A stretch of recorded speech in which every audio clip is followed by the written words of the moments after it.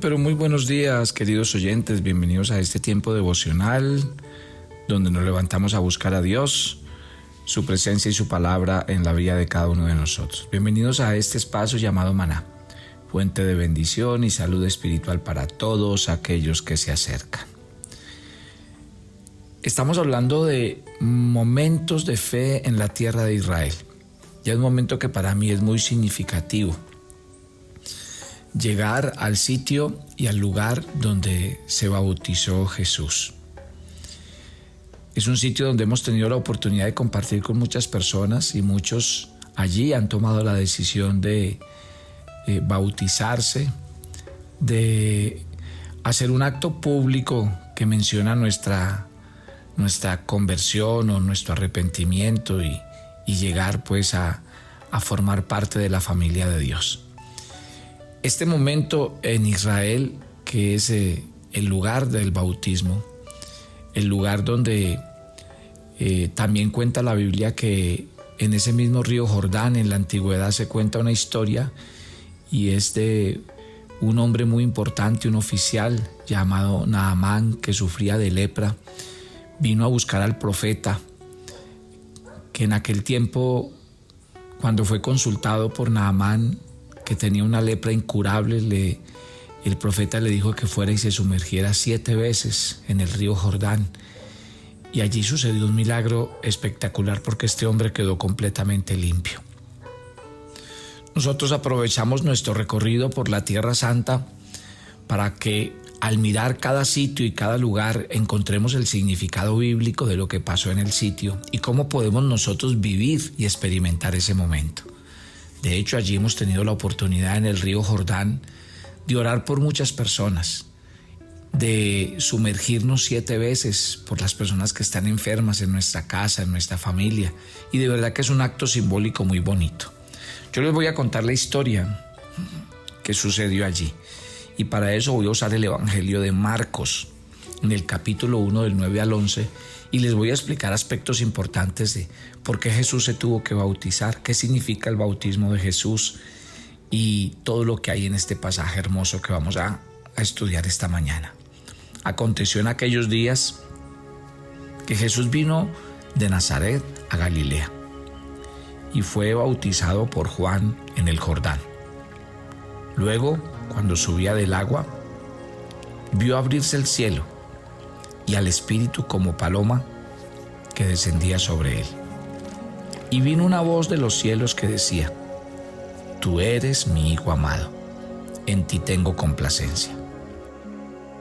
Yo te bautizo habiendo recibido la autoridad de Dios, como testimonio de que has aceptado el convenio de servirle.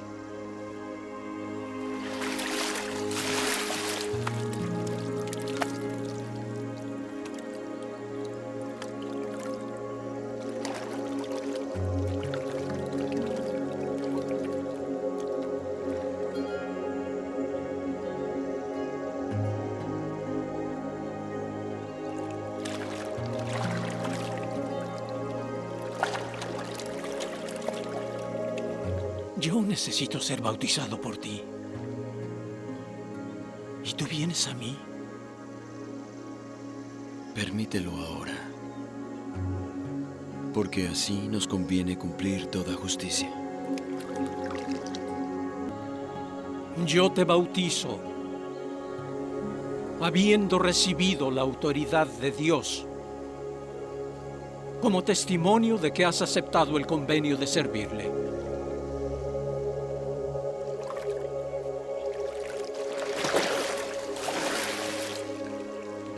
Este es mi Hijo amado, en quien me complazco.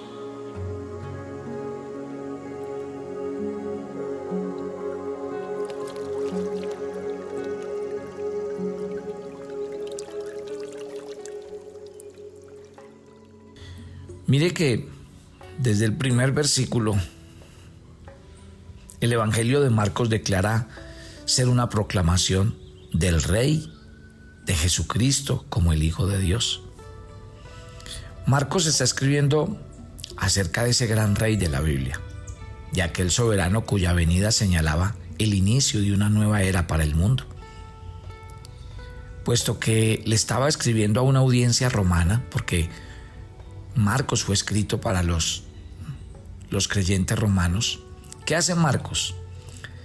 Él utiliza una figura muy conocida entre ellos. Era como, al plantear a Jesucristo como rey, muestra a Juan como su precursor. ¿Cómo funcionaba en la antigüedad? Cualquier monarca legítimo en el mundo antiguo era precedido por un heraldo real que proclamaba su venida y preparaba el camino para la llegada del rey. Qué belleza, ¿no? Aquí Marcos utiliza la misma figura. Él ve a Juan como el precursor profético. Y de hecho, Juan tuvo el ministerio de preparación de la venida del Señor. Y él lo que se dedicó fue a predicar el arrepentimiento y a señalar a sus oyentes que el rey venía. Eso es lo que plantea la Biblia. Ahora, Marcos continúa resaltando el señorío divino de Cristo, pero el enfoque cambia de anticipación a su llegada, porque cuando el rey aparece en escena para comenzar su ministerio público, Marcos presenta el bautismo de Jesús como una ceremonia de coronación real, en la que la autoridad del rey mesiánico es afirmada por el mismo cielo.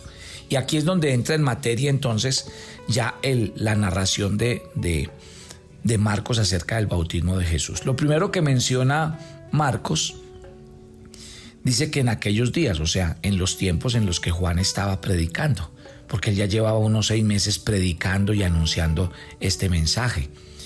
Dice que Jesús vino de Nazaret de Galilea y que fue bautizado por Juan en el Jordán. Marcos menciona todo lo que los 4 evangelios ya nos están diciendo. Ahora, hay algo interesante y hay detalles que vale la pena resaltar en esta historia. Mire, por ejemplo, que dice el evangelio, y repasando los otros 3 evangelios, que este fue el único encuentro entre Jesús y Juan registrado en el Nuevo Testamento. Oiga, increíble. A pesar de que ellos estaban emparentados, ustedes saben que ellos eran primos, y más tarde estaban relacionados entre sí por el ministerio y por los discípulos, no hay indicio de que se reunieran antes o después de esa ocasión. Y la reunión fue iniciada por Jesús, quien vino cuando llegó el momento adecuado para hacer su primera aparición pública. Jesús empieza su ministerio prácticamente es aquí, y no lo empieza sin antes ser bautizado. Y de hecho, hay un detalle más interesante todavía. No fue Juan el que fue a buscar a Jesús para bautizarlo, ni cosa por el estilo, no. Marcos explica que fue Jesús el que vino. Ahora, vino de una pequeña aldea de Nazaret que se hallaba en la región de Galilea, un territorio lleno de gentiles. Ahora, cuando digo lleno, estoy diciendo que era una pequeña aldea, pero sin embargo, hablemos mejor de que su mayoría eran personas gentiles. Sí, ahora, Nazaret era una aldea tan desconocida que ni siquiera se menciona en el Antiguo Testamento. Galilea había sido conquistada por los israelitas durante el tiempo de Josué y formaba parte del reino del norte de Israel en la época del reino dividido. Cuando se menciona a Galilea, los judíos de Judá veían a Galilea e incluso a sus compañeros judíos que vivían allí con cierto nivel de desprecio. Por eso, según el Evangelio de Juan, en el capítulo 7, en el verso 41, para muchos era impensable que el Mesías pudiera provenir de Galilea. Y con indignación preguntaban, ¿de Galilea ha de venir el Cristo? Y tal pregunta, pues obviamente lo que revelaba era ignorancia, porque ya el profeta en el Antiguo Testamento, en Isaías, nos había contado acerca de esto. Dice, mas no habrá siempre oscuridad para los que están ahora en angustia, tal como la aflicción que le vino en el tiempo que livianamente tocaron la primera vez a la tierra de Zabulón y a la tierra de Naftalí. Pues al fin llenará de gloria el camino del mar, de aquel lado de Jordán, en Galilea de los gentiles. El pueblo que andaba en tinieblas vio gran luz, y los que moraban en tierra de sombra de muerte, luz resplandeció sobre ellos. Isaías capítulo 9 del 1 al 2. Entonces, aquí lo que estaba pasando se estaba cumpliendo el tiempo del Señor para venir a empezar su ministerio. El río Jordán es un lugar muy especial. Es el principal río de Israel que fluye hacia el sur desde el lago de la Galilea, 200 metros debajo del nivel del mar. Este fluye hacia el Mar Muerto, que es el punto más bajo de la tierra, 400 metros debajo del nivel del mar. Y se desconoce el lugar exacto donde Juan estaba bautizando en ese tiempo. Pero fue en ese lugar donde el Evangelio de Juan informa que ocurrió. El lugar donde Jesús se bautizó. Detalles de este bautismo. Marcos ya había identificado a Juan como Juan el Bautista. Y definitivamente se llamaba Juan el Bautista porque él se había dedicado desde que empezó a predicar el Evangelio a bautizar a los judíos. Fue un poco complicado cuando él empezó, porque quiero decirle que los rituales del judaísmo incluían varios lavados ceremoniales. El bautismo por inmersión, que es el de sumergir a la gente en el agua, no formaba parte de la práctica religiosa judía. Por eso es que para ellos fue muy difícil que Juan los invitara a eso, porque para los judíos era indigno y ofensivo confesar que ellos no eran mejor que los gentiles, que si los bautizaban de esa forma los estaban comparando con el pueblo que no era de Dios. Ahora, si el bautismo era algo desagradable para los pecadores que Juan se encontró en el camino, ¿cuánto más debió haber parecido de que el Mesías ahora buscara bautizarse? El bautismo de Juan era una señal de arrepentimiento, diseñado para pecadores, como una declaración de que habían abandonado sus malos caminos y que se habían vuelto a Dios. Pero Jesús no era un pecador. Entonces la pregunta que salta esta mañana es: ¿por qué debía Jesús bautizarse? Y eso se los voy a explicar. Mire que, de hecho, lo primero que encontramos es que Juan, cuando vio que era Jesús, es increíble. Dice que Juan pues se resistió inicialmente a bautizar a Jesús. ¿Y por qué? Porque él sabía que Jesús era un hombre santo. Él sabía que él era el Hijo de Dios. Juan comprendió que este hombre que se hallaba delante de él era el Mesías, y eso inundó su corazón.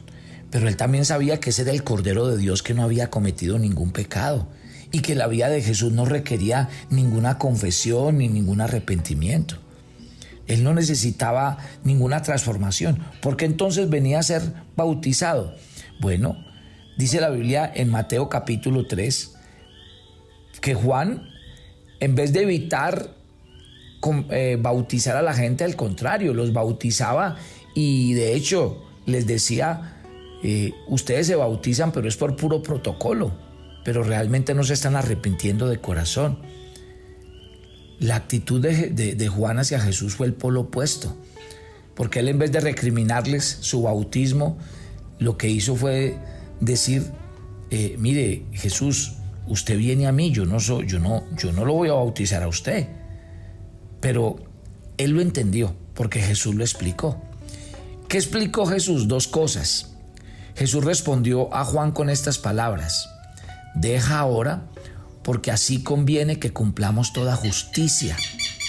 O sea que Jesús no negó la evaluación que Juan hiciera acerca de él, de que él era un hombre perfecto. Pero lo que sí hizo fue explicar que él tenía que cumplir y venía a obedecer al Padre. O sea, el Señor entendió que esa renuencia que tenía Juan estaba motivada porque él le tenía mucha reverencia y mucha lealtad.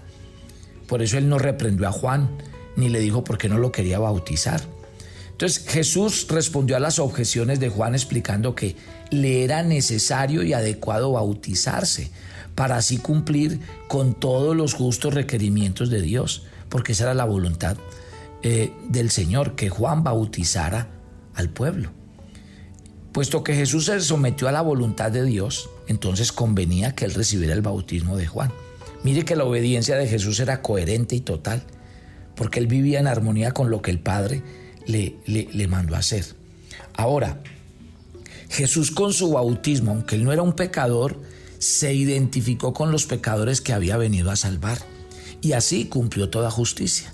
No solo mediante su vida de obediencia perfecta, sino también por medio de su muerte sustituta en la cruz.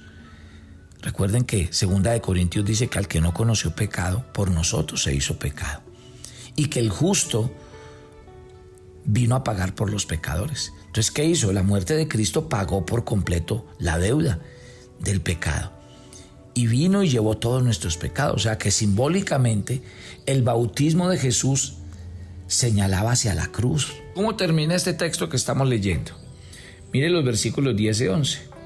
Luego, cuando subía del agua, vio abrirse los cielos y al Espíritu como paloma que descendía sobre él. Y vino una voz de los cielos que decía: tú eres mi Hijo, en quien tengo complacencia. Mire que allí, en el río Jordán, hay un escenario de la Trinidad espectacular. Porque Marcos nos habla de ese diálogo maravilloso. Marcos se enfoca en el acontecimiento espectacular que siguió al bautismo de Jesús. ¿Se acuerda que les puse al principio la comparación con los reyes romanos? Bueno, aquí la coronación divina del rey mesiánico se ve en su esplendor. Porque aquí dice que inmediatamente, cuando Jesús subió del agua mientras oraba, una escena solemne comenzó a desarrollarse. Un acto donde la Trinidad se describe, porque muestran la comisión real del Mesías, que viene a salvar al mundo. Pero también viene visiblemente al Espíritu Santo venir sobre ese ministerio de Jesús, pero con la voz del Padre que viene a confirmar ese ministerio y la vida del Señor Jesús. Imagínense ese cuadro.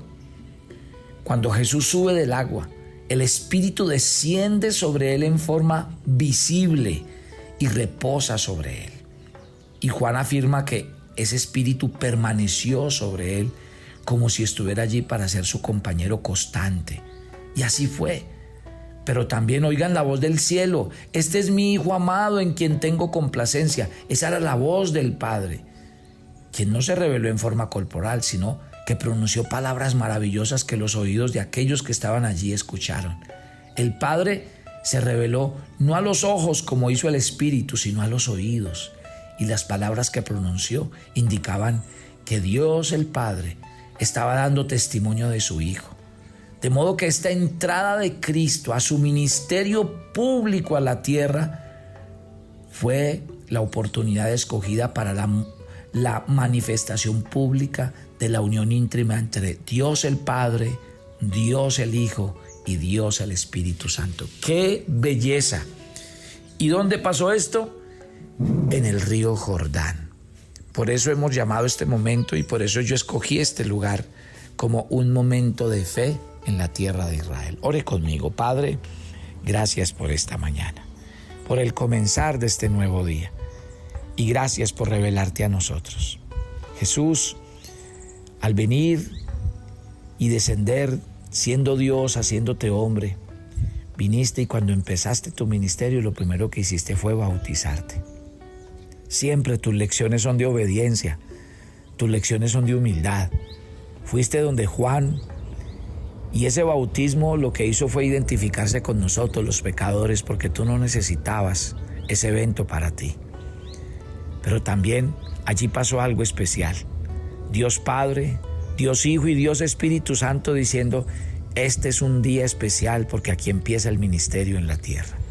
El ministerio que transformó el mundo y que hoy sigue cambiando vidas y que hoy sigue llegando a muchos corazones.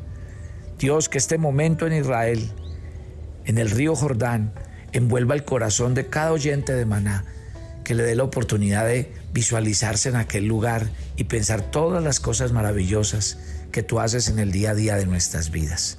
Gracias por estar con nosotros. Gracias por tu presencia sobrenatural sobre nuestras vidas. Y gracias por guardarnos y sustentarnos en todo lo que somos y lo que hacemos. Te entregamos esta semana nuestras actividades y gracias por ir con nosotros siempre en Cristo Jesús. Amén y amén. Gloria a Dios por este tiempo en Israel.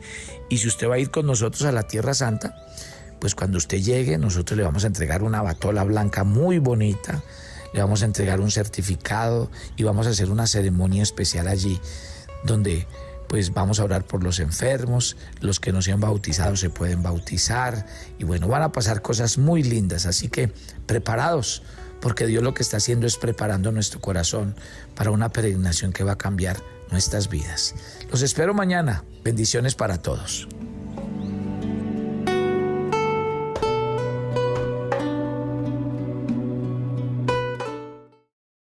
Si quieres enterarte de nuestros temas, reuniones y devocionales, suscríbete a nuestro canal de YouTube Devocional Maná y da clic en la campanita de cualquiera de nuestros videos para activar el recordatorio. El maná era diario. Se recogía muy temprano en la mañana. Cada uno recogía según su necesidad y se recogía por familias. Muy pero muy buenos días. Bienvenidos a este tiempo devocional donde nos levantamos a buscar a Dios, su presencia y su palabra en la vida de cada uno de nosotros. Maná, el alimento espiritual diario que no puede faltar en nuestras vidas. Conduce Carlos Ríos.